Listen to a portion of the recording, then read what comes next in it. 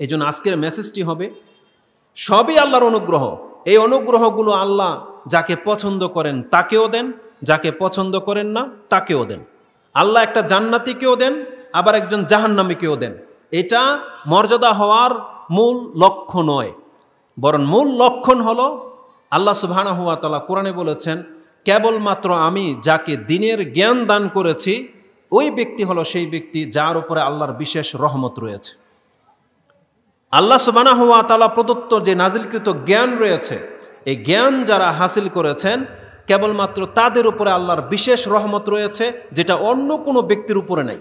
সেটা কোনো পয়সাওয়ালার উপরেও নাই, সেটা কোনো ক্ষমতাবান ব্যক্তির উপরেও নাই, সেটা কোনো আরব ভাষার উপরেও নাই, সেটা কোনো অন্য কোনো ইউরোপ আমেরিকার কোনো রাষ্ট্রের উপরেও নাই। ওটা কেবলমাত্র জ্ঞানীদের উপরে রয়েছে। আর এই জ্ঞানী হলো ধর্মের জ্ঞানী, দ্বীনের জ্ঞানী, যার কাছে তার রব সম্পর্কে জ্ঞান আছে, যার কাছে তার দ্বীন সম্পর্কে জ্ঞান আছে।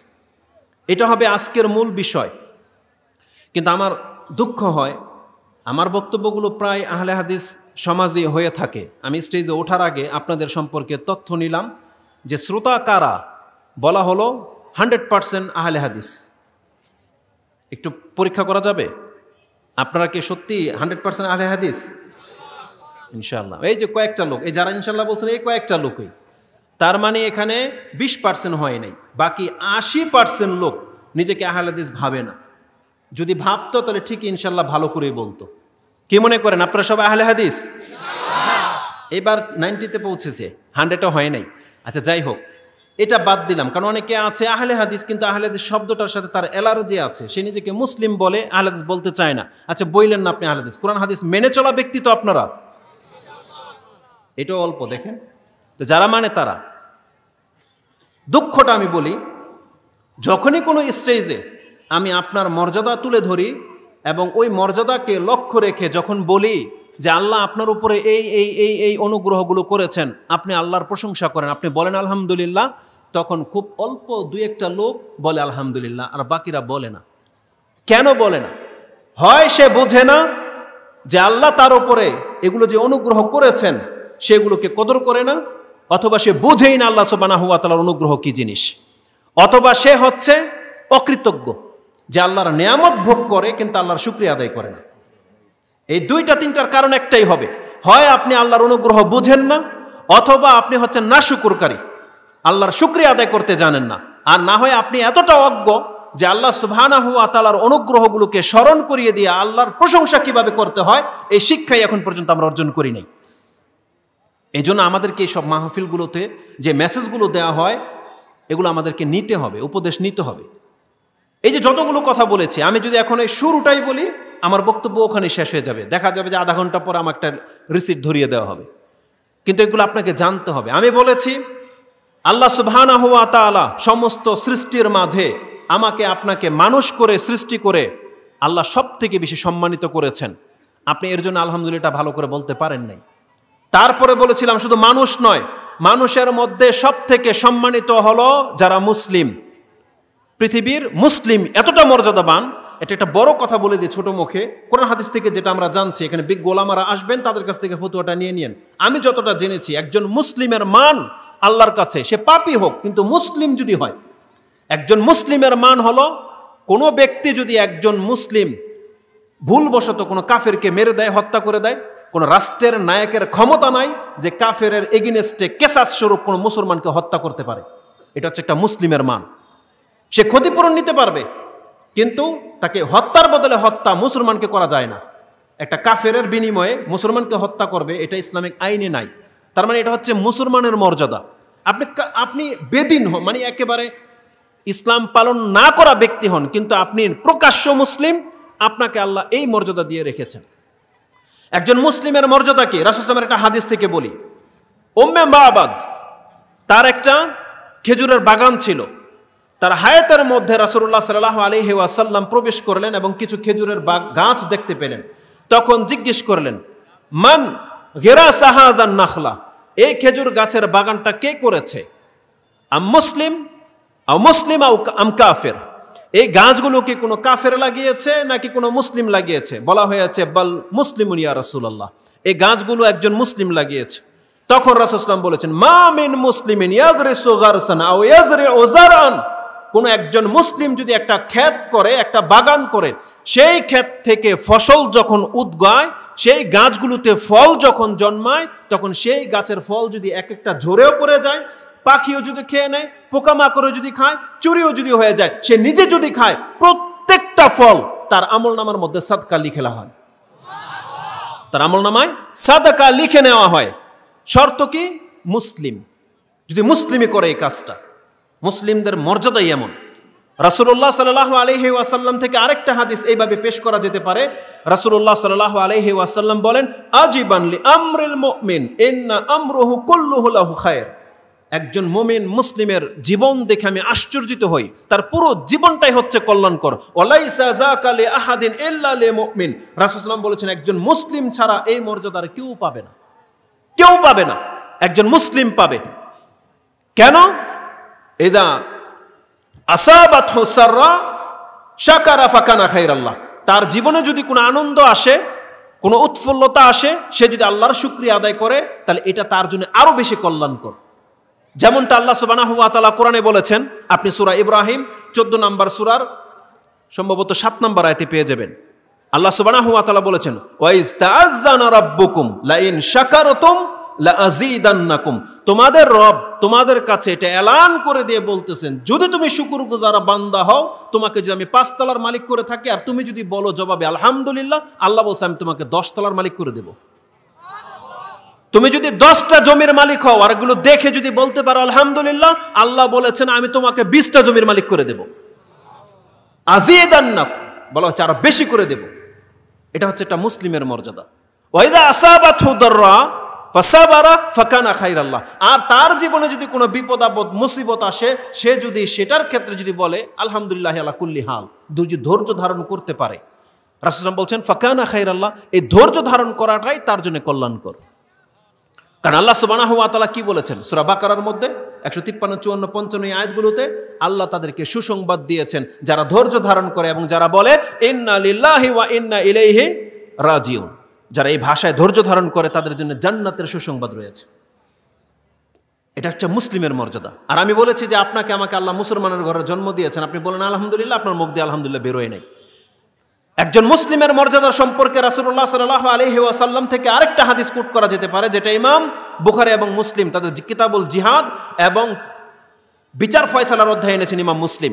আব্দুল্লাহ ইবনে মাসউদ রাদিয়াল্লাহু তাআলা আনহু থেকে বর্ণনা করা হয়েছে, বিদায় হজের ভাষণেও রাসূল সাল্লাল্লাহু আলাইহি ওয়াসাল্লাম এই কথাটা বলেছিলেন। তিনি বলেছিলেন, আলা লা ইয়াদখুলুল জান্নাহ ইল্লা নাফসুন মুসলিমাতুন।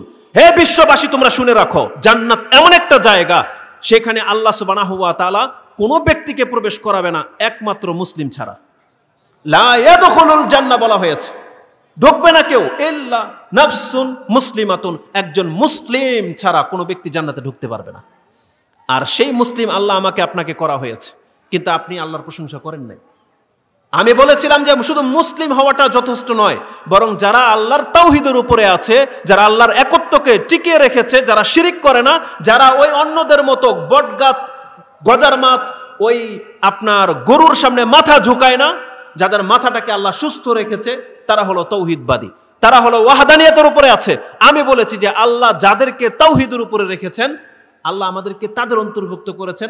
আমরা বলি আলহামদুলিল্লাহ, আপনি আলহামদুলিল্লাহ বলতে পারেন নাই কেন? কারণ মানুষ বোঝে না মানুষের মর্যাদা কি, মানুষ বোঝে না মুসলিমের মর্যাদা কি, মানুষ বোঝে না তাওহীদের মর্যাদা কি। একজন ব্যক্তিকে আল্লাহ সুবহানাহু ওয়া তাআলা তাওহীদের উপরে প্রতিষ্ঠিত থাকার কারণে তার জীবনের সমস্ত পাপ ক্ষমা করে দেওয়ার ঘোষণা রয়েছে। ইমাম তিরমিজি রাহিমাহুল্লাহ আনাস রাদিয়াল্লাহু তাআলা আনহু থেকে একটা হাদিস বর্ণনা করেন, যে হাদিসটি আপনি দোয়ার অধ্যায়ে পেয়ে যাবেন 3540 নম্বর হাদিস। তাতে কি আছে? ইয়া ইবনা আদম ইন্নাকা মা দাআউতানি ওয়া রাজাউতানি গাফারতু লাকা আলা মা কানা ফিক ওয়ালা উবালি। ইয়া ইবনা আদম লাউ বালাগাত যুনুবুকা আনানা সামাই সুম্মা আস্তাগফারতানি গাফারতু লাকা আলা মা কানা ফিক ওয়ালা উবালি। ইয়া ইবনা আদম লাউ আতাইতানি বিকুরাবিল আরদি খাতায়া সুম্মা লাকিতানি লা তুশরিক বি শাইআন লা আতাইতুকা বিকুরাবিহা মাগফিরাহ। আল্লাহ সুবহানাহু ওয়া তাআলা আদম সন্তানকে ডেকে বলে, বান্দা তোর পাপ যদি আকাশের মেঘমালা পর্যন্ত ভরে যায়, আর তুমি যদি আমার কাছে সে পাপগুলো উপস্থিত করে দিয়ে বলো আল্লাহ তুমি আমাকে ক্ষমা করে দাও, আল্লাহ বলছেন গাফারতু লাকা ওয়ালা উবালি, আমি কোনো পরোয়া করি না তোমার পাপ কত এটাও আমি দেখবো না, তুমি যখন বলবো আল্লাহ ক্ষমা করো, আল্লাহ বলছেন তখনই তোমাকে ক্ষমা করে দেওয়া হবে। তারপর আল্লাহ সুবহানাহু ওয়া তাআলা বলছেন এর চাইতে বড় কথা যে তোমাকে যেই ইমানের উপরে জন্ম দেওয়া হয়েছে, সৃষ্টি করা হয়েছে, তুমি যদি এটা নিয়ে মরতে পারো, আল্লাহ বলছেন তুমি যদি আমার সাথে ইয়া ইবনা আদম, তুমি যদি আমার সাথে লাউ লাকিতানি বিকুরাবিল আরদি খাতায়া সুম্মা লাকিতানি লা তুশরিক বি শাইআন, তোমার যদি আমার সাথে এমন অবস্থায় সাক্ষাৎ হয় যে তোমার অনেক পাপ কিন্তু সে পাপের মধ্যে শিরিক নাই, আল্লাহর সাথে কুফরি তো দূরের কথা শিরিক পর্যন্ত নাই, তাহলে তোমাকে কি করব? তোমার যেহেতু পৃথিবী ভরা পাপ, আল্লাহ বলছেন ক্ষমার জন্য অত ক্ষমা লাগবে, লা আতাইতুকা বিকুরাবিহা মাগফিরা, তাহলে আমি পৃথিবী ভরে ক্ষমা নিয়ে তোমাকে ক্ষমা করে দেব। এটা হচ্ছে একটা তাওহীদবাদীর মর্যাদা। আমরা বলেছি যে আল্লাহ আমাদেরকে সেই তাওহীদবাদীদের অন্তর্ভুক্ত করেছেন, আপনি আল্লাহর প্রশংসা করেননি। মানুষ হিসাবে একজন মানুষের মর্যাদা কি জানেন? আমরা যখন এই স্টেজে বসি, এখানে গণ্যমান্য অনেকে আসে, আপনাদের কাছে ইন্ট্রোডিউস করিয়ে দেওয়া হয় বা পরিচিত করে দেওয়া হয়, এটা অমুক ব্যক্তি, এটা অমুক শেখ, অমুক মুহাদ্দিস বলা হয় না? আগে তার নামটা বলে পরিচয় করিয়ে দেয়। একটা এমপি মন্ত্রী আসলে তার নাম বলে দেওয়া হয়, উনি সংসদ সদস্য, তার মানে কি এটা তার সবচেয়ে বড় গ্রেড। এর চাইতে বড় কিছু থাকলে আর বলা হতো, কিন্তু মানুষের পরিচয় তুলে ধরতে গেলে আপনি যে তাকে সম্মান করবেন কিসের ভিত্তিতে? যখন বলা হবে উনি জজ, যখন বলা হবে উনি এমপি, আপনি অটোমেটিকলি আপনার ভাষা চেঞ্জ হয়ে যাবে। একজন সাধারণ মানুষ আসছে, আপনি কথা বলতেছেন, আপনি চিনেন না, আপনার ভাষা হবে একরকম। যদি জানেন যে এটা পাওয়ারফুল ব্যক্তি, দেখবেন আপনার ভাষা চেঞ্জ হয়ে যাবে। এটা মানুষের ফিতরত, ভদ্রতা চেঞ্জ হয়ে যাবে। তো আল্লাহ সুবহানাহু ওয়া তাআলা মানুষকে অনেক মর্যাদা দিয়ে সৃষ্টি করেছেন, কিন্তু কোরআনে আল্লাহ সুবহানাহু ওয়া তাআলা মানুষের সব থেকে বড় মর্যাদাটা কি সেই কথাটা উল্লেখ করেছেন। স্টেজ থেকে এদেরকে সরান তো, ভলান্টিয়ার কারা? এদের এই পেছন থেকে এদের সরান, এদেরকে, এই পোলাপানগুলো কে? আপনাদের ভলান্টিয়ার কই? দায়িত্বশীল কেউ নাই?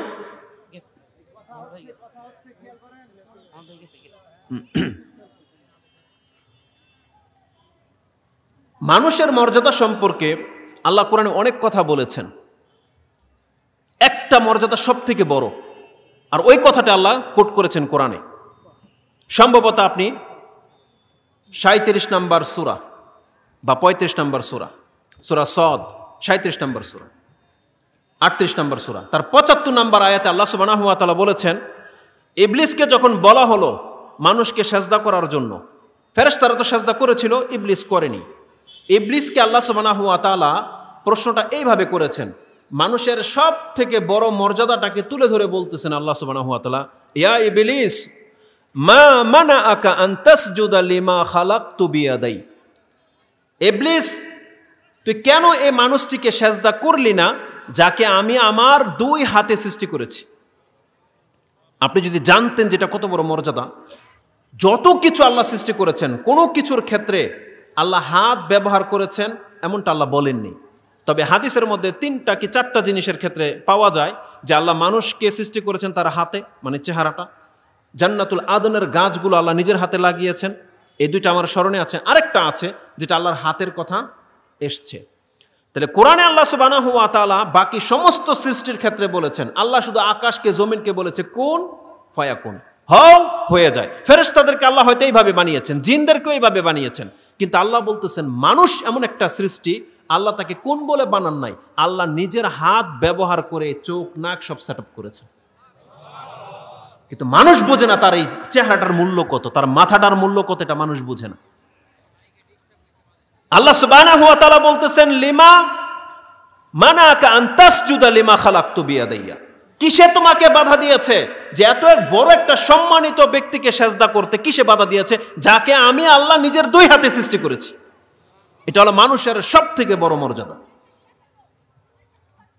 সেই মানুষ হলাম আমরা সেই মানুষের নসল থেকে আসছি, কিন্তু আমরা আমাদের মর্যাদা বুঝি না। কোরআনে আল্লাহ সুবহানাহু ওয়া তাআলা মানুষ সম্পর্কে বলেছেন সূরা বনী ইসরাইল 17 নম্বর সূরা 70, 71, 72 আয়াতগুলোতে দেখেন আল্লাহ বলছেন, ওয়ালাকাদ কাররামনা বনী আদামা ওয়া হামালনাহুম ফিল বাররি ওয়াল বাহর, ওয়ারাযাকনাহুম মিনাত তাইয়্যিবাত ইলা আখিরিল আয়াত। এই আয়াতে আল্লাহ সুবহানাহু ওয়া তাআলা বলেছেন ওয়ালাকাদ কাররামনা বানি আদম, আমি আদম সন্তানকে সম্মানিত করেছি। ইমাম বুখারী বলেন আই ফাদ্দালনা, এর মানে হচ্ছে মানুষকে আমি সবথেকে বেশি মর্যাদা দিয়েছি। তাকে কি করা হয়েছে? ওয়া হামালনাহুম ফিল বাররি ওয়াল বাহর, মানুষকে জমির উপরে রাজত্ব দিয়ে দেওয়া হয়েছে, সমুদ্রের উপর রাজত্ব দিয়ে দেওয়া হয়েছে। পুরো পৃথিবী রাজত্ব করতেছে মানুষ, হোক সে কাফের বেদিন ভিন্ন জিনিস। কিন্তু আমি প্রথম মানুষের মর্যাদা আপনার কাছে তুলে ধরতে চাচ্ছিলাম। আমেরিকার প্রেসিডেন্টও মানুষ, ইরানের প্রেসিডেন্টও মানুষ, এগুলো সবচেয়ে বিগ হাউস জায়গা। তারপর মানুষ, কোন রাষ্ট্রের নায়ক জিনও না ফেরেশতাও না, তারা মানুষ। এটা হচ্ছে মানুষের মর্যাদা। বিমানে চড়ে মানুষ, পায় আপনার রকেটে চড়ে সেটাও মানুষ। সব থেকে লাক্সারি জীবনযাপন করে মানুষ। তাদের বাথরুম আলাদা, বেডরুম আলাদা, ড্রাইনিং আলাদা, সব কিছু আলাদা আলাদা। তার সুখের জন্য আল্লাহ সুবহানাহু ওয়া তাআলা, আমি একটা সময় ফিল করতাম পাখিকে দেখে, যখন আমাদের কাছে টাকা পয়সা নাই, আমরা তো চাইলেই ধরেন ফ্রুত করে মদিনাতে যেতে পারবো না, মক্কাতে যেতে পারবো না, পারবেন? অনেক সময় আক্ষেপ হয়, যদি আমি পাখি হইতাম কিসের ভিসা টিসা, উড়ে চলে যেতাম, এটা মনে হইতো এরকম। কিন্তু কোরআনের একটা আয়াত আছে, এই মুহূর্তে আমার নাম্বারটা মনে নাই, কিন্তু কোরআনে আল্লাহ সুবহানাহু ওয়া তাআলা একটা আয়াত বলেছেন যে মানুষকে এতটা সম্মানিত করে দেওয়া হয়েছে, মানুষের জন্য আল্লাহ এমন কিছু সৃষ্টি করেছেন যে মানুষ সেখানে শুধু আরাম করে বসে থাকে, আর ওই বাহন মানুষকে বয়ে নিয়ে যায়। আমাদের কাছে যাদের টাকা নাই তারা হয়তো ভাবতে পারেন এটা কোনো মর্যাদা হইল, কিন্তু আপনি ফিল করেন তো, ওই যে রাজার হালে যে চড়ে বেড়ায়, এটা মানুষ নয় তো কি? আপনার আমার ভাই, যদি আমি আর আপনি হেলিকপ্টারে চড়ি না, কিন্তু চড়ে কে? আমার আপনার ভাই, সে একটা মানুষ। তার মানে পাখি যে উড়ে বেড়ায়, পাখি কিন্তু তার মেহনত করে উড়ে বেড়ায়। কিন্তু যারা পয়সাওয়ালা, সামর্থ্যবান, সে তার সিটের মধ্যে হেলান দিয়ে বসে থাকে, সেবিকারা খাদ্য দিয়ে যায়, কেউ এসে চিকিৎসা করে, কেউ এসে দেখে যায়। আর মানুষকে আল্লাহ এত শান শৌকত দিয়ে সৃষ্টি করেছেন যে একটা বাহন তাকে উড়িয়ে নিয়ে যাচ্ছে, তার কোনো কষ্ট হচ্ছে না। এটা হচ্ছে মানুষ। আল্লাহ বলেছেন কি? হামালনাহুম ফিল বাররি ওয়াল বাহর ওয়া রাযাকনাহুম মিনাত তাইয়্যিবাত, আর আমি তাকে উত্তম থেকে উত্তম রিজিকের ব্যবস্থা করেছি। মানুষ গরু ছাগলের মতো নয়, কুকুরের মতো নয় যে পায়খানার মধ্যে মুখ দেয়, বরং মানুষকে আল্লাহ বলেছেন ওয়া রাযাকনাহুম মিনাত তাইয়্যিবাত, শুধু হালাল নয়, আল্লাহ বলেছেন হালাল এবং উত্তম খাদ্যের ব্যবস্থা করেছি মানুষের জন্য। কিন্তু মানুষ বোঝে না তার মর্যাদা কি। মানুষ নোংরা জিনিসের মধ্যে মুখ লাগায়, এমন জিনিস খায় যে আর সামনে দাঁড়ানো পর্যন্ত যায় না। আপনারা সব বোবার মতো হয়ে আছেন যে মানুষকে আল্লাহ এতটা মর্যাদাবান করে সৃষ্টি করেছেন, আল্লাহ বলেছেন তাইয়্যিবাত খাবে মানুষ, এটা মানুষের ফিতরত। মানুষ গন্ধযুক্ত খাবার পছন্দ করে না, কিন্তু মানুষের ফিতরত নষ্ট হয়ে যাওয়ার কারণে, পশুর মতন হয়ে যাওয়ার কারণে সেই মানুষ এমন কিছু পান করে, এমন কিছু চাবায় যে দূর থেকে 10 হাত দূর থেকে তার সাথে কথাই বলা যায় না। বিড়ি, সিগারেট, জর্দা, এগুলো কি গুল যারা খায়, তাদের সামনে আপনি সুস্থ মানুষ, আপনি কথা বলবেন তো আপনার এই হিম্মতই নাই যে তার সাথে 5 মিনিট আপনি কথা বলতে পারেন। গতকালকের ঘটনা, এক স্টেজে মাহফিলের মধ্যে কথা বলতেছি, পেছন থেকে সিগারেটের গন্ধ আসছে নাকে, পেছন থেকে। এটা কাদের নাকে আসবে? যাদের ফিতরত এখনো সুস্থ। কিন্তু যেই ব্যক্তি ময়লা খেয়ে খেয়ে অভ্যস্ত হয়ে গেছে, আমরা লক্ষ্য করে দেখবেন যারা ওই সিটি কর্পোরেশনের ময়লার ড্রামের সাথে কাজ করে, গাড়ির মধ্যে ঝুলে থাকে, ওই গাড়িটা আপনার সামনে দিয়ে গেলে আপনি নাক ধরবেন না, কি ধরবেন, দম বন্ধ করে বসে থাকেন, তাই না? কিন্তু আপনার আমার মতো একটা মানুষ সেই গাড়ির মধ্যে ঝুলে আছে, সেই কাজ করতেছে না। কিছু ময়লার স্তূপ দেখেছি আমি, কোন ধর্মের লোক জানি না, শূকর পালে, ওই ময়লার মধ্যে ওই শূকর নিয়ে মানে আপনার ঘুরে ফিরে করে, অথচ আপনার আমার নিঃশ্বাস নিতে কষ্ট হয় না? তাহলে যেই মানুষের যেটা অভ্যাস হয়ে যায়, ও বোঝেন এটার পাক কি না পাক। আজকে যারা সিগারেট খোর, বিড়ি খোর, জর্দা খোর আছে, তারা হয়ে গেছে ওই ফিতরতের যে আল্লাহ তাকে এর জন্য সৃষ্টি করে নাই, কিন্তু সে ময়লার সাথে থাকতে থাকতে নিজেকে সে অপবিত্র করে রেখেছে। কিয়ামতের মাঠে যখন আল্লাহর সামনে দাঁড়াবেন, কিভাবে দাঁড়াবেন? যখন একটা ভদ্র মানুষের সামনে আপনি দাঁড়াতে পারেন, আপনাকে ঘৃণা করে, অপছন্দ করা হচ্ছে, আপনি যিনি সব থেকে উত্তম, পবিত্র, সে সত্তার সামনে কিভাবে দাঁড়ানোর আপনি ইচ্ছা করতে পারেন? বলেন কিভাবে, এটা কিভাবে সম্ভব? কিয়ামতের মাঠে জানেন এমন কিছু ঘটবে, কোরআন আল্লাহ সুবহানাহু ওয়া তাআলা বলেছেন কিছু মানুষকে আল্লাহর সামনে আসতে দেওয়া হবে না, কিছু মানুষকে আসতেই দেওয়া হবে না, তাদেরকে হিজাব, পর্দার বাইরে রাখা হবে, আল্লাহকে তারা দেখতেই পাবে না। আল্লাহ তাদের সাথে কথা বলবে দূরের কথা, তারা আল্লাহকে দেখতেই পাবে না। এই সম্পর্কে বুখারী মুসলিমে স্পষ্ট হাদিসে আছে, সালাসাতুন লা ইউকাল্লিমুহুমুল্লাহু ইয়াউমাল কিয়ামা ওয়ালা ইয়ানজুরু ইলাইহিম ওয়ালা ইউযাক্কিহিম ওয়ালাহুম আযাবুন আলিম। 3 শ্রেণীর মানুষ এমন বড় পাপী যে তাদের দিকে আল্লাহ সুবহানাহু ওয়া তাআলা তাকাবেও না, তাদের সাথে কথাও বলবেন না, তাদেরকে পবিত্র করা হবে না, তাদের জন্য কঠিন শাস্তি রয়েছে। আর প্রথম ব্যক্তি হচ্ছে আল মুসবিল, যারা টাকনার নিচে কাপড় ঝুলিয়ে পড়ে। খুব কঠিন কথা, এটা খুব কঠিন কথা। আমি এখানে ওই পাপীদের উদ্দেশ্য না, মানে বলাটা উদ্দেশ্য না, উদ্দেশ্য হচ্ছে যে আল্লাহ তাদের দিকে তাকাবে না, তাদের সাথে কথা বলবে না। এইটার সাথে ক্ষমার কি সম্পর্ক, এটা আপনাকে বুঝতে হবে। এটার একটা এক্সাম্পল দিই আপনার কাছে।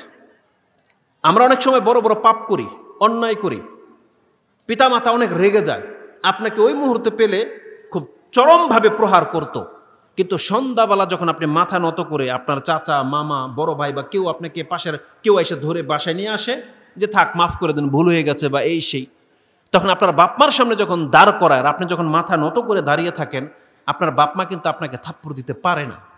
পারে না, দেয় না। আপনাকে চাইলে দিতে পারে কিন্তু দেয় না। কেন দেয় না? এটা হচ্ছে দয়া। যখন একজন পিতামাতা একজন অপরাধী সন্তানের সামনে এইভাবে তাকায়া দেখে যে ও তো অনুতপ্ত, তখন আর প্রহার করতে পারে না। এটা হচ্ছে বাপমার দয়া। কিন্তু আপনি জানেন যে আল্লাহ সুবহানাহু ওয়া তাআলার সামনে যদি কোনো বড় পাপীকেও নিয়ে আসা হয় আর আল্লাহ যদি তার সাথে কথা বলে, হাদিসের বর্ণনা যেটা পাচ্ছি, সে যত বড় পাপী হোক, আল্লাহ যদি ফেস টু ফেস ওর সাথে কথা বলে, আল্লাহ ওকে ক্ষমা করে দেবেন। কেন জানেন? কারণ আল্লাহ হচ্ছেন গফুরুর রাহিম। আল্লাহর দয়া ক্ষমা সম্পর্কে আমরা অনেক কথা বলি, অনেক। একটা এক্সাম্পল রাসূলুল্লাহ সাল্লাল্লাহু আলাইহি ওয়াসাল্লাম থেকে ইমাম বুখারী এবং মুসলিম কোট করেছেন, যে হাদিসটা আপনি বুখারীতে 5999 নাম্বার হাদিসে পেয়ে যাবেন। ইমাম মুসলিম হাদিসটাকে কিতাবুল বিররি ওয়াস সিলার মধ্যে উল্লেখ করেছেন, 46 নম্বর অধ্যায়। তাতে বলা হয়েছে ওমর ইবনে খাত্তাব রাদিয়াল্লাহু তাআলা আনহু থেকে ওরিদা, রাসূলুল্লাহ সাল্লাল্লাহু আলাইহি ওয়াসাল্লামের কাছে উপস্থিত করা হলো সাবিন, কিছু বন্দীদেরকে। ফাইজাম রাআতুন সাবিম মিনাস সাবি তাবতাগি ইযা ওয়াজাদাত সাবিয়াম মিনাস সাবি, একটা বাচ্চা, ছোট বাচ্চাকে যখন পেয়ে গেল,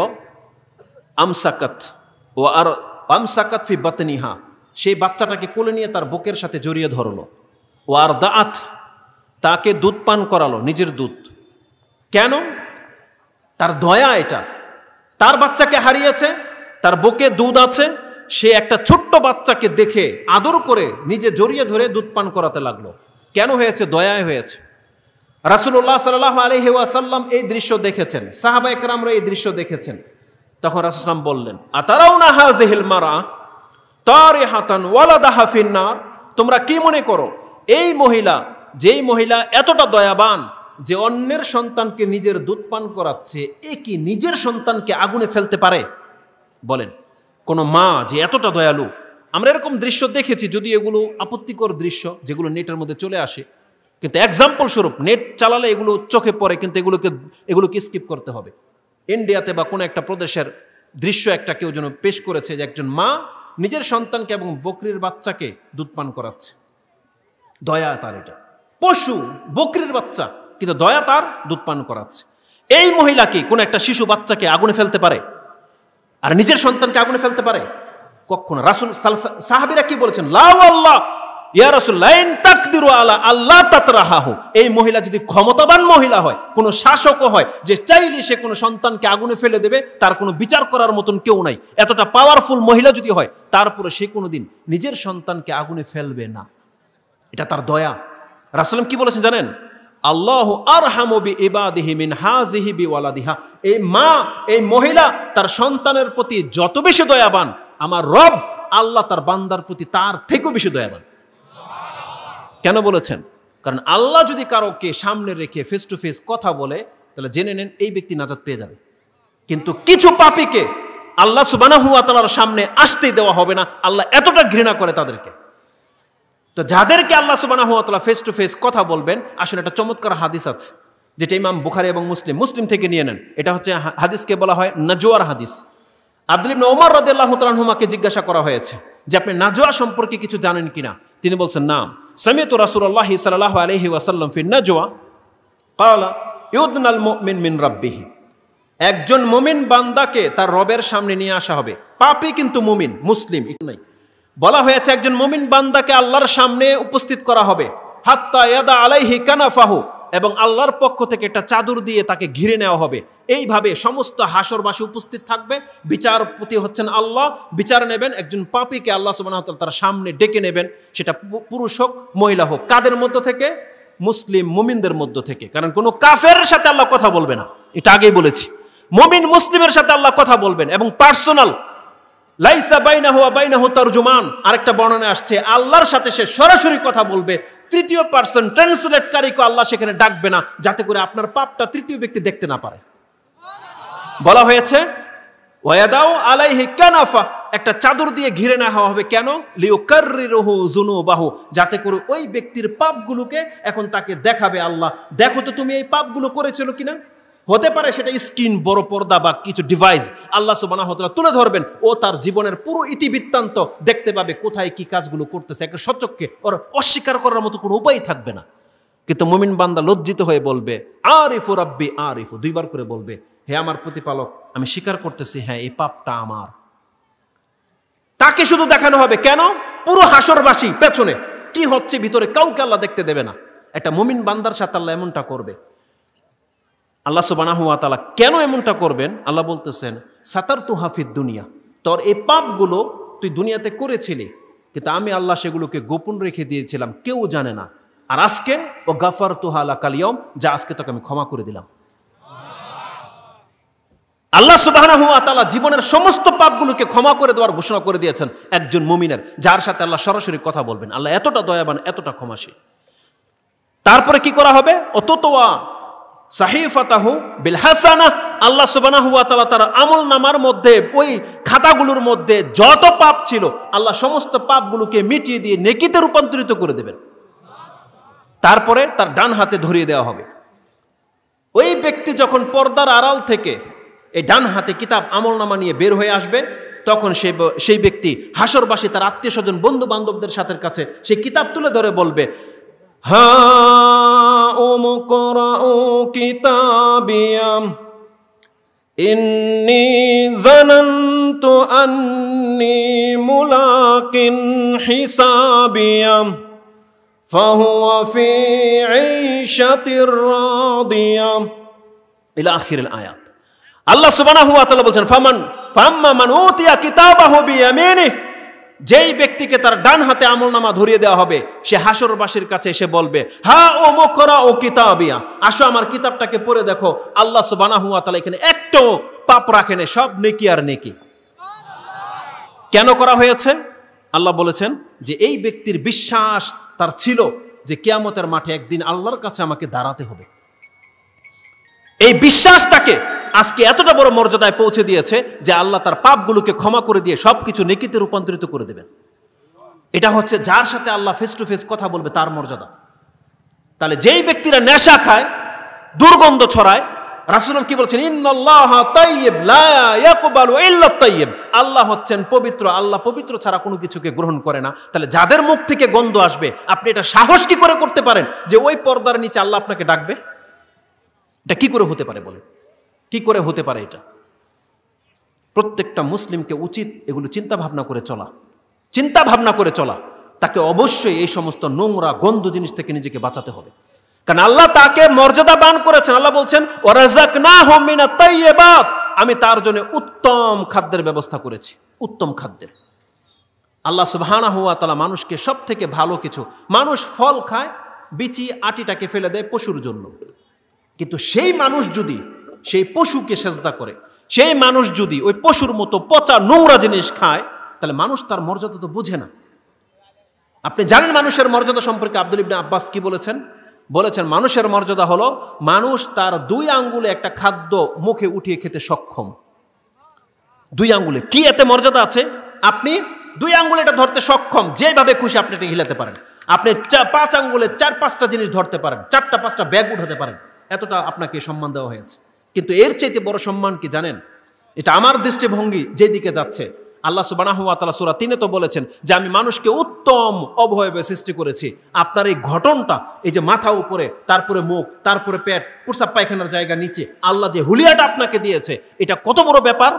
আল্লাহ সুবহানাহু ওয়া তাআলা পশুকে এইভাবে সৃষ্টি করেনি। পশুর পাছা আর মুখ এক লেভেলে, যখন খায় মাথা ঝুঁকিয়ে দিয়ে খায়, কিন্তু মানুষের মাথাটা আল্লাহর কাছে এতটা সম্মানিত, এতটা মর্যাদাবান, আল্লাহ বলেছেন এই পৃথিবীতে মানুষ যদি তার মাথা ঝুঁকায় তাহলে সেটা একমাত্র তার রবের সামনে ঝুঁকাবে।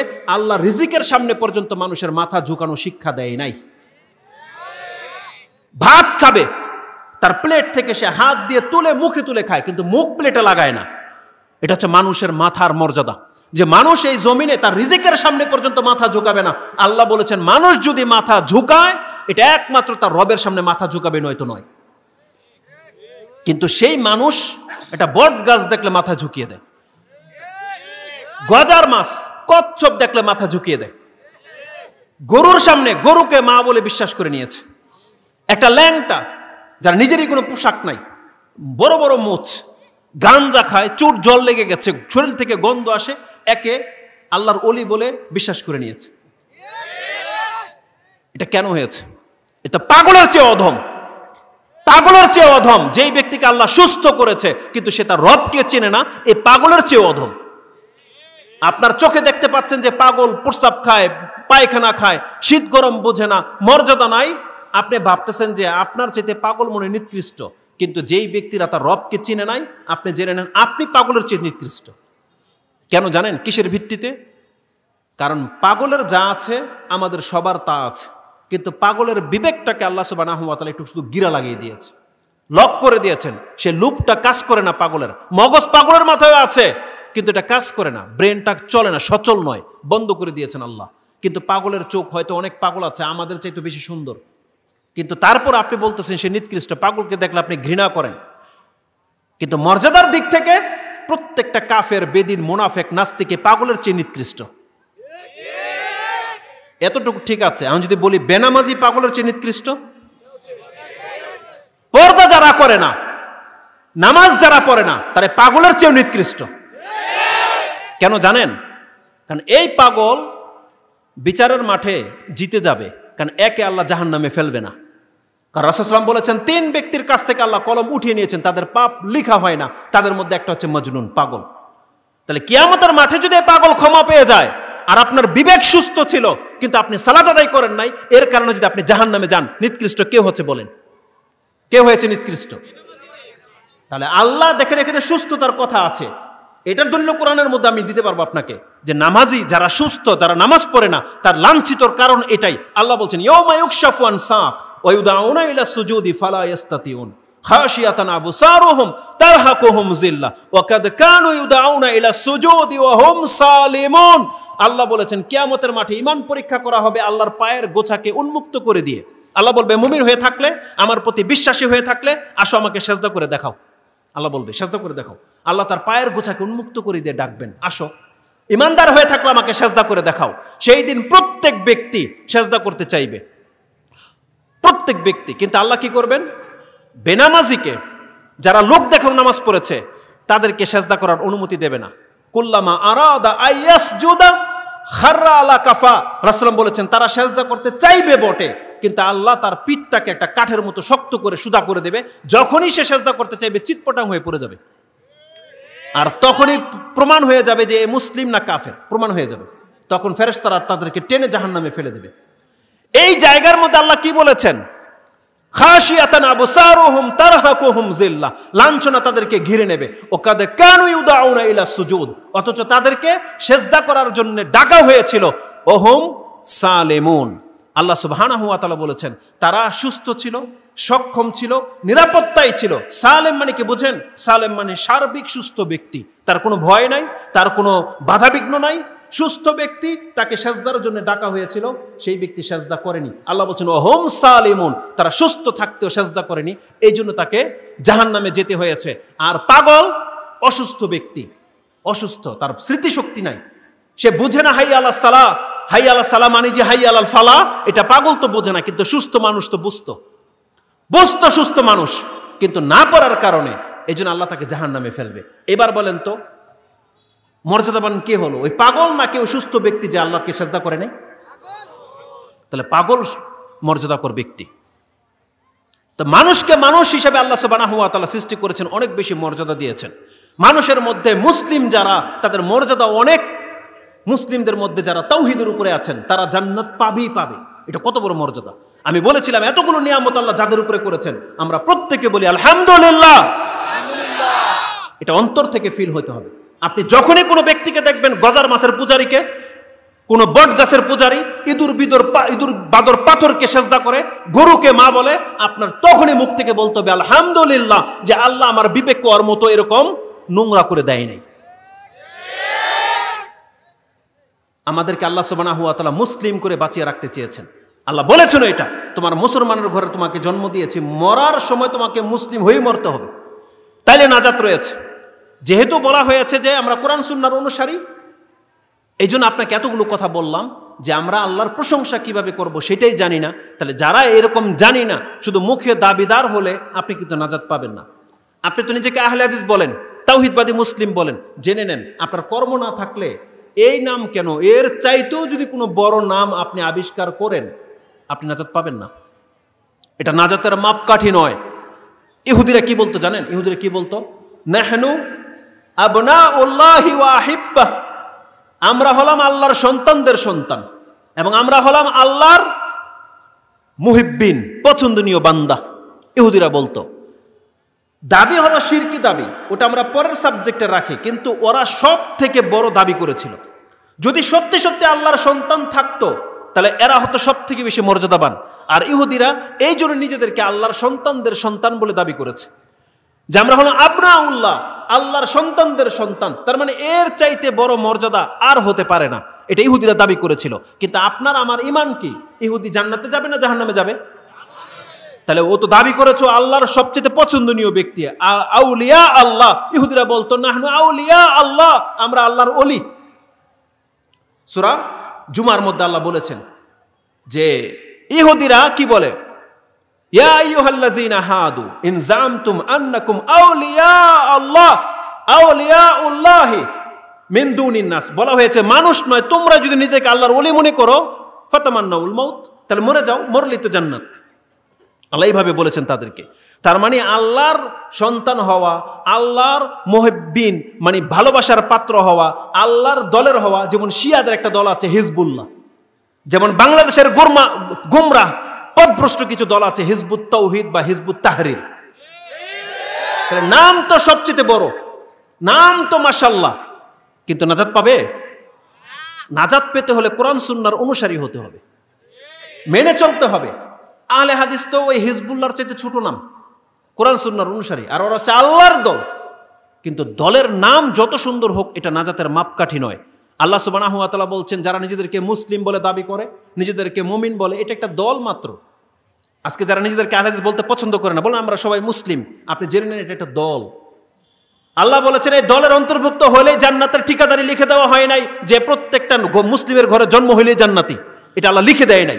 যদি লিখে দিতেন তাহলে আমরা তো সাধারণ মুসলমানের ঘরের জন্ম, নূহ আলাইহিস সালামের ছেলে তো সব থেকে প্রথম রাসূলের ঘরে জন্ম হয়েছিল। কিন্তু নাজাত পাবে? নাজাত পাবে না। কেন? ইন্নাহু আমালুন গায়রু সালেহ। আল্লাহ বলছেন ইয়া নূহ ইন্নাহু লাইসা মিন আহলিক, এই ছেলে তোমার পরিবারের অন্তর্ভুক্ত নয়। কেন? ইন্নাহু আমালুন গায়রু সালেহ, সে অসৎ কাজ করে, অসৎ কাজ। তাহলে সৎ কাজ না করার কারণে আল্লাহ তাকে জাহান্নামী বলেছেন, যদিও নূহ আলাইহিস সালাম প্রথম রাসূলের ঘরে তার জন্ম। আর আমরা হলাম একটা সাধারণ পাবলিক, সাধারণ মুসলমানের ঘরের জন্ম। আপনি কিসের ভিত্তিতে দাবি করেন? আপনি সালাতও পড়েন না, পর্দাও করেন না, ইসলামের কোনো ধার ধারেন না, তাহলে আপনি জান্নাতের সার্টিফিকেট নিয়ে বসে আছেন কিসের ভিত্তিতে? বলেন কিসের ভিত্তিতে? দলিলটা কি? আমি আমার বক্তব্যের মধ্যে প্রায় বলে থাকি, যারা নামাজ পড়েন না, সালাত যারা আদায় করেন না, তাদের তো একটা দলিল থাকতে হবে, থাকতে হবে না? বলেন তো দেখি কোরআনের কোন আয়াতটা যেটা আপনার অন্তর ছুঁয়ে গেছে, যে আয়াতটা প্রমাণ করে যে বেনামাজিও জাহান্নামে, মানে বেনামাজিও জান্নাতি। বলেন। প্রত্যেকটা আয়াত আছে যেটা মানুষের অন্তরকে খুব নাড়া দেয়। যেমন কিছু কিছু আয়াত আছে যেটা আমাদের অনেক পছন্দনীয় আয়াত। জানেন সেটা কি? যদি আজকে আমি সেই বিষয় নিয়ে আলোচনা করতেছি না, কিন্তু আমার পছন্দনীয় একটা আয়াত যেটা সূরা নিসা 4 নম্বর সূরার 110 নম্বর আয়াতে রয়েছে। আল্লাহ সুবহানাহু ওয়া তাআলা কি বলেছেন? মাইয়ামাল সুআন আও ইয়াজলিম নাফসাহু সুম্মা ইস্তাগফিরিল্লাহ ইয়াজিদিল্লাহ গফুরার রাহিমা। এটা এমন একটা আয়াত যা আমার কাছে অনেক পছন্দনীয় একটা আয়াত, যে আল্লাহ সুবহানাহু ওয়া তাআলা বলেছেন, কোনো ব্যক্তি যদি একটা খারাপ কাজ করে থাকে, কোনো ব্যক্তি যদি নিজের উপরে জুলুম করে ফেলে, সুম্মা ইস্তাগফিরিল্লাহ, সে যদি আল্লাহর কাছে এসে ক্ষমা চায় যে আল্লাহ তুমি আমাকে ক্ষমা করে দাও, আল্লাহ সুবহানাহু ওয়া তাআলা কি বলেছেন জানেন? যেই ব্যক্তি জুলুম করার পরে আল্লাহর কাছে ক্ষমা চাইবে, আল্লাহ তাকে ক্ষমাও করবেন, আল্লাহ তাকে দয়াও করবেন। কথা বুঝেন নাই আসলে। আপনাদের এদিকে দেখা টাকা শেষ, একটু নীরব হয়ে বলেন তো দেখি, এই যে কথাগুলো বলতেছি আমার কিন্তু অনেক জোরে বলতে হচ্ছে, কারণ গলা ভাঙা। উপরন্তু আমি সব থেকে ভালো যেটা ভাষা জানি, আমার বাপ মা এর চাইতে উত্তম ভাষা আমাকে আর শিখায় নেই। যদি আমি এত এডুকেটেড পারসন না, তো এইরকমই বলতে পারি, এর চাইতে ক্লিয়ার কথা আমার আর জানা নাই। আচ্ছা, আমি যে ভাষাগুলো বলতেছি আপনারা কি বুঝতে পারেন? তাহলে এবার একটা কোরআনের আয়াত ভালো করে বোঝেন। আমি বলেছি এই আয়াতটা আমার কাছে সব থেকে পছন্দনীয় আয়াত। কেন জানেন? আল্লাহ একজন পাপী সম্পর্কে বলতেছেন, যেই ব্যক্তি কোনো একটা পাপ করে ফেলেছে অথবা নিজের নাফসের উপরে জুলুম করেছে, বড় পাপী, বড় জালেম, সে যদি আল্লাহর কাছে এসে বলে যে আল্লাহ তুমি আমাকে ক্ষমা করে দাও, আল্লাহ জবাব কি দিয়েছেন জানেন? যেই কোনো ব্যক্তি বড় পাপীও যদি আল্লাহর কাছে ক্ষমা চায়, তাহলে সে কি চাইছে? যে আল্লাহ তুমি আমাকে ক্ষমা করো। কয়টা জিনিস চাইলো? একটা। আল্লাহ কি বলেছে জানেন? বান্দা কোনো পাপী যদি আমার কাছে ক্ষমা চায়, ও চাইবে ক্ষমা, আমি আল্লাহ ওকে দেব দুইটা। কি দিবে জানেন? আগে শুনে নেন। আল্লাহ বলেছেন, যেই ব্যক্তি ক্ষমা চাইবে আমি ওকে ক্ষমাও করব এবং আমি ওর উপরে দয়াও করব। কারণ কি আছে? ইয়াজিদিল্লাহ গফুরার রাহিমা, সে আল্লাহকে ক্ষমাশীলও পাবে, দয়াবানও পাবে। শুধু ক্ষমা যথেষ্ট নয়, আল্লাহ দয়াও করবেন। তার মানে জাহান্নাম থেকে মুক্ত করে আল্লাহ জান্নাত পর্যন্ত দিবেন। ক্ষমা তো ক্ষমা, জীবনের সমস্ত পাপকে আল্লাহ ক্ষমা করে দেওয়ার ঘোষণা করেছেন। দয়াটা কি? দয়াও কিন্তু আমি ইঙ্গিত করেছি যে ওই যে ব্যক্তিকে যে আল্লাহ পর্দার ভিতরে ডেকে এনে তার পাপকে মাফ করে দিয়ে তার পুরো কিতাবটাকে আল্লাহ নেকি দিয়ে রূপান্তরিত করে দেবেন, এটা হচ্ছে আল্লাহর দয়া। আর এই কথা আল্লাহ কোরআনে ইঙ্গিত করেছেন, যেটা তওবার বক্তব্যে আমরা বলে থাকি। সূরা ফুরকান 25 নম্বর সূরার 70, 71, 72 এই আয়াতগুলোর মধ্যে আল্লাহ বলেছেন, কি বলেছেন? ইল্লা মান তাবা ওয়া আমানা ওয়া আমিলা আমালান সালিহান ফাউলাইকা ইউবাদদিলুল্লাহু সাইয়্যাতিহিম হাসানাত ওয়া কানা আল্লাহু গফুরার রাহিমা। আল্লাহ বলেছেন, যেই ব্যক্তি শিরিক করেছে, জিনা করেছে, হত্যা করেছে, তারপরেও যদি আল্লাহর কাছে এসে ক্ষমা চায়, আল্লাহ বলছেন ওর জীবনের সমস্ত পাপগুলোকে আমি মিটিয়ে দিয়ে নেকি দিয়ে রূপান্তরিত করে দেব। এটা হচ্ছে আমাদের রব, মহান আল্লাহ। তো এটা হচ্ছে অনেক পছন্দনীয় একটা আয়াত। তো প্রত্যেকটা ব্যক্তির পছন্দনীয় কিছু থাকতে হয়। আপনি বলেন তো দেখি, যারা নামাজ আদায় করেন না, যে জন্য বলতে চাচ্ছিলাম, কোরআনের কোন আয়াতের ভিত্তিতে যে হুজুর এই আয়াতটা আমার কাছে সব থেকে পছন্দ হয়েছে, যার ফলে আমি বুঝতে পারতেছি আমি নামাজ না পড়লো জান্নাতি, ওই আয়াত একটা আপনি বের করেন, কোরআন থেকে বের করেন। জি,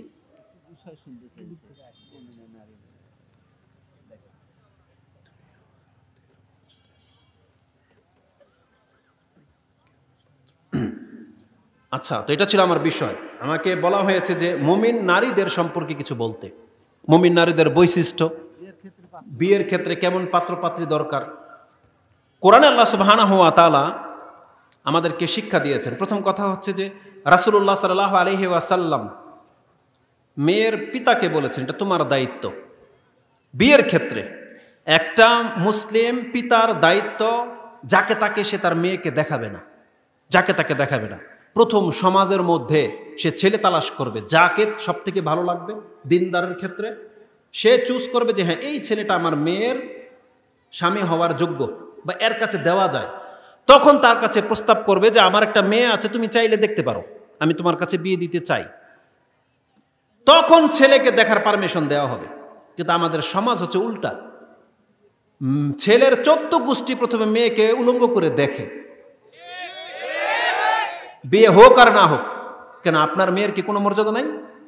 প্রায় মহিলারা আমাদের কাছে ফোন দেয় যে আমাদের বাপ মা তো এটা গুরুত্বই বোঝে না, বলে তুই তোর পর্দা নিয়ে থাক, তোর বিয়ে হইব না। বাপ মা বলে এই কথা মেয়েকে, বাপ মা বলে। কেন? এই মেয়েকে আপনার উপরে বোঝা, এই মেয়ের বিয়ে না হইলে আপনার তাতে ক্ষতি কি? আল্লাহ তোর তকদিরের ফয়সালা করে রেখেছে নাকি না? আপনি কেন আপনার দায়িত্ব থেকে মুখ ফিরাতে চান? কেন? মেয়ের যদি বিয়ে না হয় যতদিন বেঁচে থাকবে এটা বাবার দায়িত্ব মেয়েকে ভরণ পোষণ দিতে হবে। কার দায়িত্ব? বাবার দায়িত্ব। বড় ভাই থাকলে বড় ভাইয়ের দায়িত্ব। ওকে বিয়েই দিতে হবে কেন? যোগ্য পাত্র না পেলে আপনি ওকে লালন পালন করবেন, যতদিন ও আপনার কাছে থাকবে ততদিন সেফ। আপনি কেন ওকে নোংরা কথা বলে কষ্ট দেন? পাড়ার লোকেরা কি আপনার মেয়েকে খাওয়াবে? পাড়ার লোকেরা বলে মেয়ে বাত্তি হয়ে যাচ্ছে, খুঁড়া দিয়ে রাখবে, বিয়ে হয় না, কত কি। আপনি এগুলো কান দেন কেন? এগুলো দেখে আপনার মেয়েকে আপনি কষ্ট দেন কেন? ওই সমস্ত মা বোনদেরকে বলতে চাই যাদের বিয়ে হচ্ছে না তারা যেন ধৈর্য ধারণ করে। কারণ এই লাইফটা একটা নোংরা লোকের কাছে বিবাহ হয়ে যাওয়ার নোংরা লাইফ থেকে উত্তম। উত্তম নয়? একটা বেনামাজের কাছে বিয়ে হওয়ার চেয়ে তার ঘরে যদি সে পর্দায় থাকে, এই লাইফটা তার ওই বেনামাজের কাছে গড় করার চেয়ে উত্তম। একটা নেশাখোরের কাছে পড়ে যাওয়ার চেয়ে তার বাপ ভাইয়ের কাছে থাকবে, এটা তার জন্য উত্তম। এজন্য আগে পিতাকে বলা হয়েছে তুমি যোগ্য পাত্র সন্ধান করো, তারপর তোমার মেয়েকে দেখাও। আর ছেলেকে বলা হয়েছে তুমি পাত্রী দেখতে গেলে আগে খুঁজো এই সমাজের মধ্যে সব থেকে ভদ্র দিনদার ঘর কোনটা আছে, ওটা আগে খোঁজো। জানা গেল এটা কোরআন সুন্নাহর অনুসারীর একটা ঘর, তার একটা মেয়ে আছে শুনেছি, আমি এইখানে বিয়ে করার জন্য প্রস্তুত, এখন মেয়ে পছন্দ হয়ে গেলে আমি বিয়ে করে নেব। কারণ রাসূল কি বলেছেন? মেয়েদেরকে সাধারণত মানুষ কয়েকটা জিনিস দেখে বিয়ে করে, এটা মানুষের স্বভাব। এই হাদিসকে অনেক উল্টা বোঝে যে রাসূল তো বলেছে পয়সাওয়ালা দেখে বিয়ে করতে, তারপরে সুন্দর দেখে বিয়ে করতে, বংশ দেখে বিয়ে করতে, আর দিনদার দেখে বিয়ে করতে। না, রাসূলের কথা বলে নাই, রাসূলের কথা বলেন নাই। রাসূল বলেছেন মানুষ সাধারণত চারটা জিনিস দেখে বিয়ে করে থাকে। ফাসফার বিজাতিদ দিন, তুমি বান্দা দিনদারিত্বকে প্রাধান্য দাও। বলা হয়েছে তুমি দিনদারিত্বটাকে প্রাধান্য দাও, তুমি ওই তিনটাকে প্রাধান্য দিও না। আপনি প্রথম টার্গেট করবেন দিন, যে ব্যক্তি দিন বুঝে। দেখা গেল যে 10টা পরিবারের পক্ষ থেকে আপনার কাছে প্রস্তাব এসেছে সবাই দিনদার, তখন আপনি চুজ করবেন যে এর মধ্য থেকে আমার যাকে ভালো লাগবে তাকে করব। এখন আপনি সৌন্দর্যতার দিকে যাবেন। যদি মনে করেন যে আমার সৌন্দর্যতা লাগবে না, আমার একটু সচ্ছল দরকার, যারা সাপোর্ট করতে পারবে, তাহলে এই 10 ঘরটার মধ্যে এই ঘরটা একটু সচ্ছল, মেয়েও ভালো, তখন দিনদার, তখন আপনি দ্বিতীয়টা পেয়ে গেলেন। এখানে হচ্ছে আপনার তাকদীর, মানে আপনি বেছে নেবেন ভালোটা, কিন্তু প্রথম পাও বাড়াতে হবে দিনদারের ঘরে। কিন্তু অধিকাংশ মানুষ আমরা আগে ভিন্ন কিছু খুঁজি, তারপরে গিয়ে জিজ্ঞেস করি মেয়ে নামাজ পড়ে। আর একটা দিনদারের ঘরে গেলে আপনার তো জিজ্ঞেস করার প্রয়োজনই হবে না মেয়ে পর্দা করে কি করে না, বরং আপনার তো আগেই সেই ঘরে যাওয়া উচিত। তারপর আপনি দেখবেন মেয়ে সুন্দর কি সুন্দর না, গ্রহণযোগ্য কি গ্রহণযোগ্য না, আচার ব্যবহার কেমন। রাসূল বলেছেন মেয়ের স্বভাব চরিত্র দেখতে হলে মেয়ের মা এবং খালাকে দেখো। তাহলে আপনি তো দেখবেন না, আপনার মা আপনার বোন তার খালা মায়ের সাথে কথা বললেই বুঝতে পারবে মেয়ের অ্যাটিটিউডটা কেমন হবে। এইভাবে রাসূল আমাদেরকে দিক নির্দেশনা দিয়েছেন। তাহলে একজন মুমিন মুসলিমের ক্ষেত্রে আল্লাহ সুবহানাহু ওয়া তাআলা সূরা নূর এবং বাকারাতে বলেছেন কোনো মুসলমান মহিলার জন্য জায়েজ নাই কোনো বেদিনের কাছে বিয়ে বসবে, যদিও সেটা তার চোখ জুড়ানো হোক না কেন। কোন পুরুষ, আল্লাহ সুবহানাহু ওয়া তাআলা বলেছেন একজন মুসলিম দাসীও যদি হয়, দাসী এটা ওই মুশরিকা মহিলার চেয়ে উত্তম। আল্লাহ এখানে মুশরিক বলেছেন, কাফের বলেন নাই, বলছে মুশরিক, যেই ব্যক্তি আল্লাহর সাথে শিরিক করে। এই ধরনের কোন মহিলার চেয়ে একজন মুসলিম দাসী মহিলা ভালো। মহিলাকেও বলা হয়েছে একজন মুসলিম ছেলে একটা মুশরিক ছেলের চেয়ে ভালো। আর মুশরিক আমরা মনে করি হিন্দু, খ্রিস্টান, বৌদ্ধ, এরা মুসলিমের ঘরে ঘরে, প্রায় মুসলিমদের ঘরের মধ্যে শিরকের চর্চা হয়। আপনি দেখবেন তারা তাবিজ কবজের সাথে সম্পর্ক রাখে কিনা, তারা মাজার ভক্ত কিনা, তারা অমুক বাবার মুরিদ কিনা, দেখবেন তাদের গায়ের মধ্যে কোনো কালি আছে কিনা। এগুলো যখন দেখতে পাবেন বুঝতে পারবেন এগুলো হচ্ছে মুশরিকা ঘর, মুসলমানের নামধারী মুশরিক। এদের কাছে তো আপনি তো প্রস্তাব নিয়ে যেতে পারেন না। ইসলামের নিয়ম নীতি হলো রাসূলুল্লাহ সাল্লাল্লাহু আলাইহি ওয়াসাল্লাম এবং কোরআন থেকে যেটা পাচ্ছি, একজন দিনদার মহিলাকে দিনদার ছেলের কাছে, এটা হচ্ছে কুফু। এই বিয়ের ক্ষেত্রে কুফু দেখতে বলা হয়েছে। কুফু মানে ওই পয়সাওয়ালা আর গরিব নয়, কুফু মানে আরব বাংলা ভাষা আর আরব ভাষা এরকমের কুফু নয়, বরং কুফু হচ্ছে বলে তার মানহাজের উপর ভিত্তি করে, তার ঈমান আমল কেমন, এটা হচ্ছে কুফর। একজন দিনদারি মহিলা, পর্দাসীন এবং নামাজি একটা মহিলাকে আপনি একটা বেনামাজির কাছে দিয়ে দিবেন, যে তার পর্দার কদর বোঝে না। যেই ছেলে তার মামা, যেই ছেলে তার বাপ, যেই ছেলে তার খালু, ফুফা, দুলাবাই নিয়ে আপনাকে দেখতে আসবে আপনার মেয়েকে, আপনাকে তখনই বুঝে নিতে হবে ওর মধ্যে দিনের দ পর্যন্ত নাই। দিনদার ছেলে একা আসবে, তার মা বোনকে নিয়ে আসবে দেখতে হলে, সে তার দুলাবাইকে নিয়ে আপনার মেয়েকে দেখতে আসবে না। যে তার দুলাভাইয়ের সন্তুষ্টির জন্য বিয়ে করে, ও ধর্মই বোঝে না। যে কথাগুলো আমাদের শেখগণ উচ্চ গলায় বলে থাকে, কিন্তু মুসলিমরা উপদেশ গ্রহণই করে না, উপদেশ গ্রহণ করে না। তাহলে বিয়ের ক্ষেত্রে মূলনীতি হলো, আপনি সচ্ছলতা দেখেন, সেটা ভিন্ন জিনিস, দেখেন আপনার জন্য জায়েজ আছে, কিন্তু আপনি দিনকে প্রাধান্য দেবেন। যখন কোনো ব্যক্তি মুমিন মুসলিমাকে প্রাধান্য না দেয়, এটা হচ্ছে এই সমাজ ফাসাদ হয়ে যাওয়ার মূল কারণ। সূরা তাওবার মধ্যে আল্লাহ বলেছেন যে মুমিন মুমিনাতের একে অপরের বন্ধু, আউলিয়াউহুম, ইন্নাল মুমিনুনা ওয়াল মুমিনাতু বা'দুহুম আউলিয়াউ বা'দ, ইয়ামুরুনা বিল মা'রুফি ওয়া ইয়ানহাউনা আনিল মুনকার ওয়া ইউকিমুনাস সালাহ ওয়া ইউতুনাজ যাকাহ ওয়া ইউতিউনা আল্লাহ ওয়া রাসূলাহ। আল্লাহ বলেছেন মুমিনদের গুণ হলো, আপনি যদি একটা মুমিন মহিলাকে পেয়ে যান, তাহলে সে আপনাকে ভালো কাজের আদেশ করবে, মন্দ কাজ থেকে নিষেধ করবে। আপনি শুয়ে আছেন, ঘুমিয়ে আছেন, আপনাকে সে সালাতের জন্য জাগাবে। আপনি ব্যাংকিং এর সিস্টেমের সাথে, সুদের সাথে জড়াতে চান, আপনাকে সে নিষেধ করবে। আপনি চুরি করবেন, আপনাকে সে নিষেধ করবে এবং আপনাকে সালাতের আদেশ করবে, যাকাত দিতে বলবে, আল্লাহ এবং তার রাসূলের অনুসরণের কথা বলবে। আল্লাহ বলছেন এটা হচ্ছে ফায়দা যদি একটা মুমিন মহিলাকে আপনি বিয়ে করতে পারেন। কিন্তু মুনাফিক, পাপী, পাপের কাজে সাপোর্ট করবে, পাপের কাজে সহযোগিতা করবে। এমন বহু ঘটনা ঘটে, বেদিনের সাথে বিয়ে হওয়ার কারণে ব্যাংকের থেকে লোন নেবে, সুদ নেবে, নিজের স্ত্রীকে ব্যবহার করে যে তুমি আমাকে লোন এনে দাও। এনজিও থেকে মহিলাদেরকে দিয়ে টাকা উঠায়, সুদের টাকা। তাহলে আপনি কি এই সুদের কাজ কারবারের জন্য বিয়ে করেছেন? এগুলো বড় ব্যাপক ব্যাপার, এটা আলাদা একটা বিষয়, এটা নিয়ে স্টাডি করার প্রয়োজন। দলিল ভিত্তিক কথা বলতে গেলে শুধু কোরআন হাদিস থেকে যেই কথাগুলো আমার স্মরণে আসছে সেটা আমি আপনাকে বোঝাতে চাচ্ছি। দেখেন, সঙ্গী হচ্ছে উত্তম সঙ্গী লাগবে, যে আপনাকে জান্নাতমুখী করবে, যে আপনাকে জান্নাতে যেতে সহায়তা করবে, এমন সঙ্গী আপনাকে গ্রহণ করতে হবে। কোন একজন সাহাবীকে রাসূলুল্লাহ সাল্লাল্লাহু আলাইহি ওয়াসাল্লাম একটা কৃতদাস দিয়েছিলেন এবং রাসূল সাল্লাল্লাহু আলাইহি ওয়াসাল্লাম বলেছিলেন তুমি এর সাথে ইনসাফ করবে। এই সাহাবী যখন তার স্ত্রীর কাছে গিয়েছে যে রাসূলুল্লাহ সাল্লাল্লাহু আলাইহি ওয়াসাল্লাম আমাকে এই গোলাম দিয়েছে এবং গোলামের সাথে মারুফ, ভালো আচরণ করতে বলেছেন, সেই স্ত্রী বলতেছে তুমি রাসূল সাল্লামের কথার ভাব বুঝো নাই। যদি এই গোলামের সাথে তোমার ইনসাফ করতে হয়, তাহলে একে তো আজাদ করে দেওয়া ছাড়া তোমার কোনো উপায় নেই। কারণ একজন গোলামের সাথে সবচেয়ে উত্তম ইনসাফ হচ্ছে ওকে স্বাধীন করে দেওয়া। সাহাবী স্বাধীন করে দিয়েছেন। তখন রাসূল সাল্লাম বলেছেন একজন উত্তম পরামর্শদাতা, এটা হচ্ছে আমানতদার। যেই ব্যক্তি উত্তম পরামর্শদাতা পেয়ে গেল, সে তার জান্নাতের রাস্তাকে সুগম করে নিল, তার কল্যাণের রাস্তাকে সে সুগম করে নিল। এই জন্যে উত্তম পরামর্শদাতা আপনাকে গ্রহণ করতে হবে, আর সেটা অবশ্যই মুমিন মুসলিম। অন্য কেউ আপনাকে উত্তম পরামর্শ দেবে না। একটা তাওহীদবাদী মুসলিমই নারী আপনাকে সঠিক রাস্তায় চলাতে পারে, আর তাদের ঘর থেকেই আল্লাহর ওলি জন্ম হতে পারে। পাপীর ঘর থেকেই পাপী জন্মায়, মুশরিকের ঘরেই মুশরিক জন্মায়, এটা জেনে নেন। এটা হচ্ছে সব থেকে বড় কথা, যে একজন মুমিনের ঘরেই মুমিন হওয়ার চান্স সব থেকে বেশি। ব্যতিক্রম হতে পারে, সেটা ভিন্ন জিনিস, কিন্তু অধিকাংশ ক্ষেত্রে দেখা যায় মাযহাবির ঘরে মাযহাবির জন্ম হয়, সুন্নতিওয়ালার ঘরে সুন্নতওয়ালার জন্ম হয়। এটা হচ্ছে মূল। আল্লাহ সুবহানাহু ওয়া তাআলা আমাদেরকে বোঝার এবং সেই অনুযায়ী আমল করার তৌফিক দান করুক।